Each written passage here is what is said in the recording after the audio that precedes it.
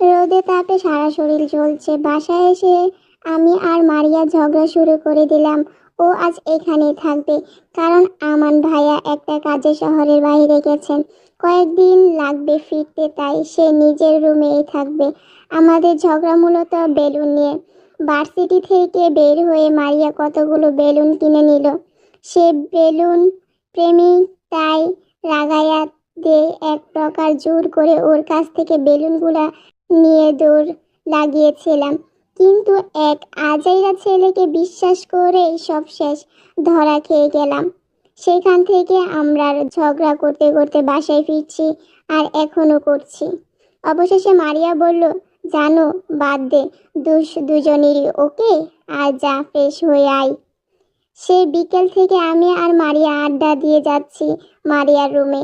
দুজন অনেক মজাও করছি বটে, এটা সেটা বলে। অনেকটাই সন্ধ্যা হয়ে গেছে, তাও আমাদের আড্ডা শেষ হয় না যেন। কিন্তু আমাদের আড্ডার মাঝে তাদের কাজের লোক রিনি ভাবি এসে আমাকে বললেন, মেজো ভাবি আপনাকে মেজো ভাইয়া ডাকে। আমি ব্রুকুচকে বললাম, উনি কখন আসলেন? রিনি ভাবি বললেন, কিছুক্ষণ আগে, আমি মাত্র চা দিয়ে আসলাম। তা বলে উনি রুম ত্যাগ করলেন। আমি মারিয়ার দিকে বিরক্ত নিয়ে বললাম, এখন আসি কেমন? আসুন, কিছুক্ষণ পর আবার এসে একসাথে পড়ব। আমার কথা এখনো শেষ হয়নি। তোর ভাই কেন ডাকে দেখে আসি। মারিয়া হেসে আমাকে টিচ করে বলল, যাও মেরি ভাবি, যাও, বলে খিলখিল করে হেসে উঠল। আমিও ওর দিকে রাগে চোখে তাকিয়ে উনার রুমের দিকে হাতটা দিলাম, আর উনার রুমের দিকে আস্তে আস্তে ভাবলাম, আজ আবার আমি কি করলাম? কিছুই তো করিনি, তাহলে ডাকছে কেন? এসব ভেবে ভয়ে ভয়ে উনার রুমে চলে আসলাম। উনি ফাইল দেখতে দেখতে চা খাচ্ছেন। আমাকে দেখতেই কিছুটা রাগী চোখে তাকালেন। উনার চোখ দেখে ভয় পেয়ে ও সাহস করে মিনমিন গলায় বললাম, আমাকে ডাকছেন কেন? উনি নিজেকে শান্ত করে আমার দিকে এক মনে তাকিয়ে বললেন, তোমাকে ডাকা যাবে না নাকি? কিছু না বলে মাথা নিচু করে চুপচাপ দাঁড়িয়ে রইলাম। উনি আস্তে করে বিছানা থেকে উঠে আমার কাছে এসে হালকা রাগ নিয়ে বললেন, আমি তোমার হাজব্যান্ড, তাই আমি কখন বাসায় আসছি না আসছি, আমার কি পছন্দ কি না পছন্দ, আমার কখন কি প্রয়োজন, সে কি আর আছে তোমার?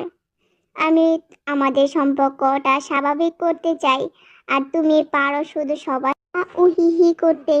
তুমি কখন বুঝবে তোমার দায়িত্ব কর্তব্যগুলা? বাচ্চারা তো আর না তুমি।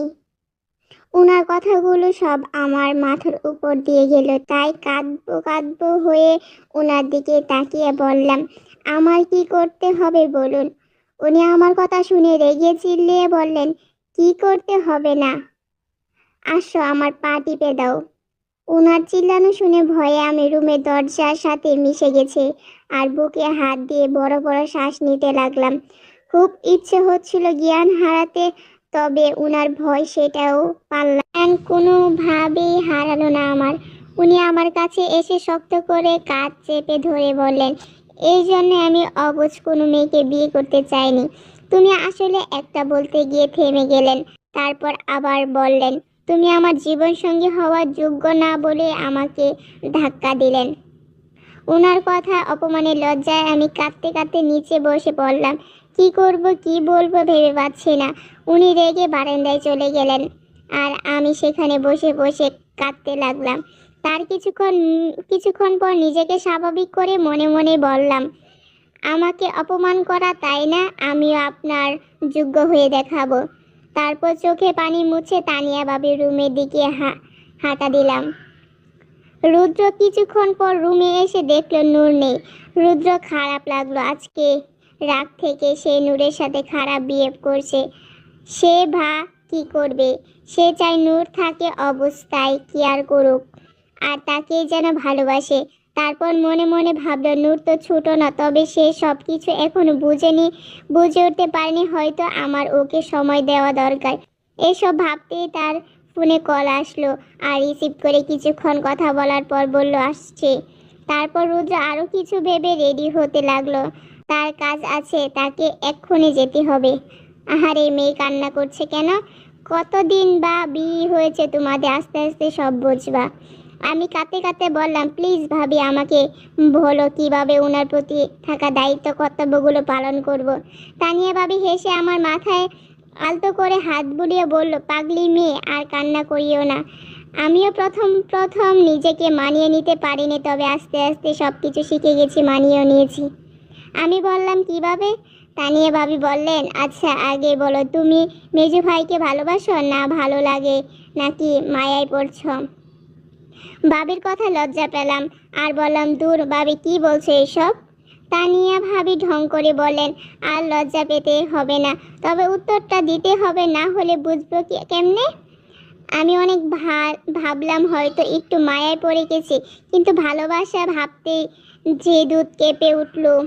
সে মানুষটার কথায় কথায় আমাকে ঠুস করে দিবে বলে সে মানুষটাকে ভালোবাসবো ভেবেই চমকে উঠলাম। তবে নিজেকে সামলিয়ে ভাবির দিকে তাকিয়ে মুখ কালো করে বললাম, কোনটাই না ভাবি, আমি ওনাকে ভয় করি, যাকে দেখলে ঝমের মতো ভয় লাগে। আমার কথায় তানিয়া ভাবি কপালে থাপ্পড় দিয়ে বললা, আল্লাহ, তোমরা দুইজন দুই রকম, তোমাদের কোনো মিলই নেই, তবে আল্লাহ তোমাদের একসাথে করেছেন, যখন তোমাদের ভালোর জন্যই করেছেন। আর তাহলে শোনো, ভাইয়ের প্রতি কি কি কর্তব্য দায়িত্ব পালন করতে হবে, তবে জ্ঞান হারালে চলবে না, বলে দিলাম। বললেই ভাবি আমাকে অনেক কিছু বুঝিয়ে দিলেন। ভাবি সব কথা শুনে চোখ আমার বড় হয়ে গেল। আল্লাহ, কথাগুলো শুনে আমি জ্ঞান হারাবো মনে হচ্ছে, করতে গেলেই তো একেবারে উপরে উঠে যাব। ভাবির কথা শেষ করে বলল, তো ছোট বুঝছো? ভাবির কথা হাত দিয়ে মুখ ঢেকে বললাম, এগুলা করতে হবে? আমি পারবো না, উনি আমাকে জাস্ট খুন করে ফেলবেন। তানিয়া ভাবি খিলখিল করে হেসে বললেন, কিছু হবে না, তুমি চেষ্টা করে দেখিও। বলতে বলতে সেখানে প্রবেশ করলো দাদি। উনি আমার দিকে তাকিয়ে বললেন, এই যে জ্ঞান হারানো মাইয়া, জামাইরে আঁচলের মধ্যে বাইন্দা রাখতে হবে। আমারে তো তুমি পছন্দই করো না, কিন্তু আমি ভালাই কইতাছি। দাদির কথা শুনে আমি হেসে বললাম, কে ভালো, আপনাকে আমি পছন্দ করি না? পছন্দ না, বরং আপনাকে ভালোবাসি। ওই দিনের জন্য সরি দাদি। তারপর দুষ্টমি হেসে বললাম, দাদি গো, জামাই কিভাবে আঁচলে বাঁধে? দাদি অল্প বয়সী মেয়েদের মতো খিলখিল করে হেসে উঠে বললেন, আমি জানি আমার জন্য তুমগোর বিয়ে হয়েছে, তাই আমারে পছন্দ করতো না। সেদিন আমি উমন না করিলে তুমগোর বিয়ে হতো না। তারপর আবার থেমে বললেন, যা হয়েছে ভালোই হয়েছে, আমার নাতি পুত্রবধূ মতো একখানা ভর পাইছ, বলে উনি ভাব নিলেন। দাদির কথা ওনাকে দিকে ব্রুকুচকে তাকিয়ে উচ্চস্বরে হেসে উঠলাম। তারপর ভাবি আর দাদি হেসে উঠলেন। তারপর দাদি বলেন, শোনো মেয়ে, সুয়াময়ীকে আগে আঁচলে বাঁধবা, যেন অন্য মায়ার লগে ইটিস পিটিস করতে না পারে। আমি ঘুল ঘুল চোখে তাকিয়ে দাদিকে বললাম, সেটা কিভাবে করব দাদি? দাদি বললেন, তোমরা আজকালের মাইয়া গোলা জামাইকে একেবারে পাত্তা দেও না। আমগো জামাইরা আমরা জামাই ছাড়া কিছুই বুঝি নাই, বলে দাদি লজ্জায় পেলেন। তানিয়া ভাবি আরো বললেন, তাহলে দাদি আপনি দাদার জন্য পাগল ছিলেন বলে ঠোঁট চেপে হাসলো। দাদি বলেন, যা কিছু বলো। তারপর আমার দিকে তাকিয়ে বললেন, আমরা মেজো নাতনির আঁচলে বাঁধতে কষ্ট হয়েছে।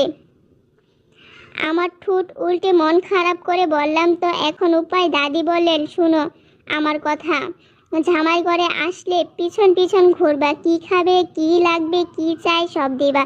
জামাই বাসায় থাকলে বেশি বেশি সাজবা, জামাইয়ের সামনে বেশি বেশি শাড়ি পরবা, তারপর জামাইয়ের সামনে কাপড় বদলাবা। তারপর যদি আরো জ্ঞান দিয়ে আমার বললেন, মাথায় ঢুকছে? দাদির কথা শুনে লজ্জায় আমি বসা থেকে উঠে দাঁড়ালাম।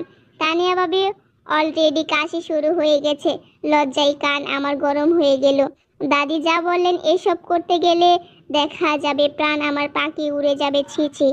দাদি বলেন, এত লজ্জার কিছুই নেই, এগুলো না করলে স্বামী সুহাগ কেমনে পাবে মেয়ে? আমি দাদির কথা শুনে কানে দুই হাত দিয়ে বললাম, এসব আমার পক্ষে সম্ভব না।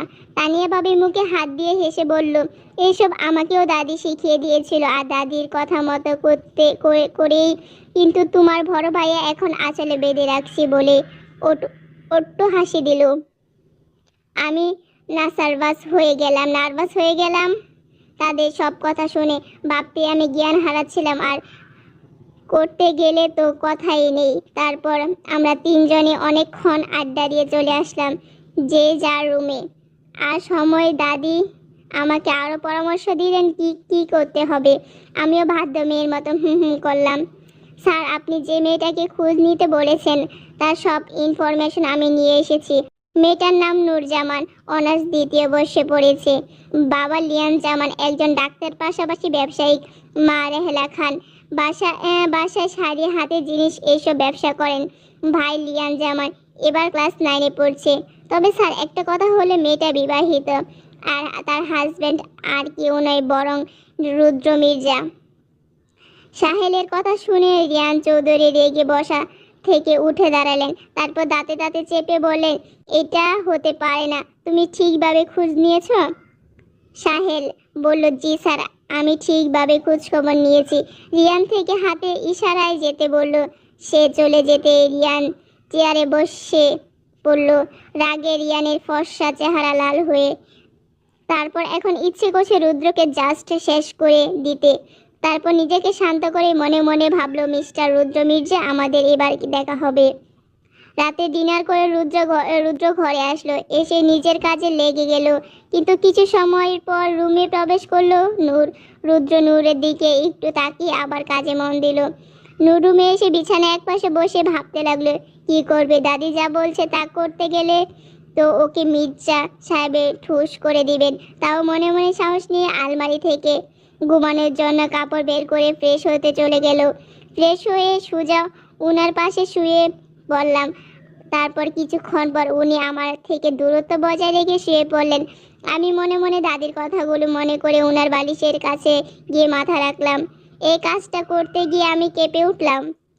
আমি উনার কাছে যাওয়ার উনি প্রথমে চমকে গিয়েছেন, তবে নিজেকে সামলিয়ে রেগে বললেন, এখানে কেন আছো? নিজের বালিশে যাও। উনার কথা শুনে ভয়ে আমি জমে গেলাম, তবে সরে আসলাম না। উনি আবার হালকা চিল্লিয়ে বলেন, কি সমস্যা? কথা কানে যাচ্ছে না? নিজের বালিশে যাও। আমি ভয়ে চোখ বন্ধ করে আছি, মৃদু কাঁপছে শরীর।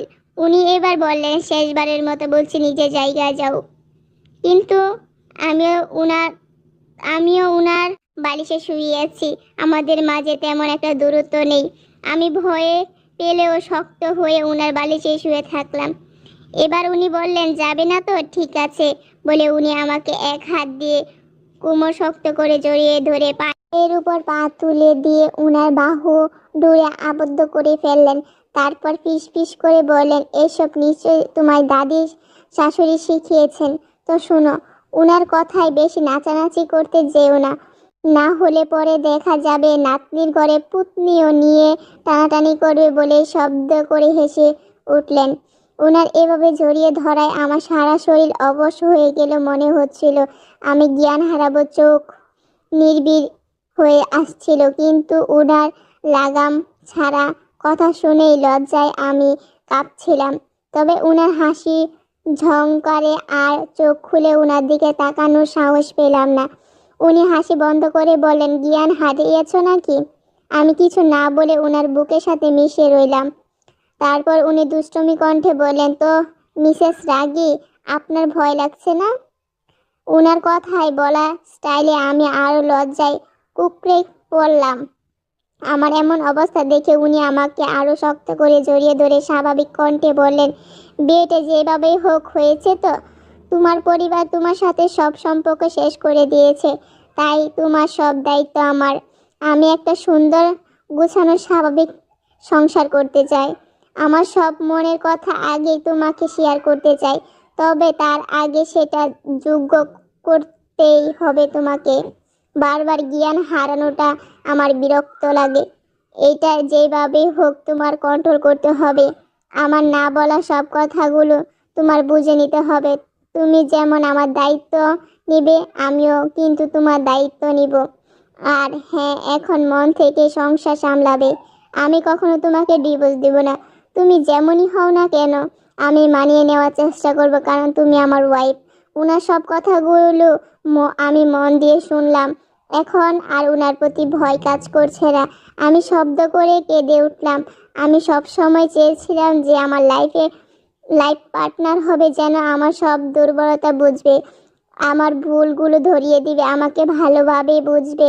আমি মনে মনে ঠিক করলাম এখন থেকে আর হেলা পেলা করব না, কোনো কাজে মন দিয়ে সামলাবো। আমার কাদাই দেখে উনি বললেন, ভালো কথা বললে কান্না করতে হয় নাকি? আচ্ছা ঘুমাও, আর কান্না করা করবে না। আমি কাঁদতে কাঁদতে এক সময় উনার বুকেই ঘুমিয়েছিলাম। আর ভুল ত্রুটি হলে ক্ষমা করবেন, আর ভুল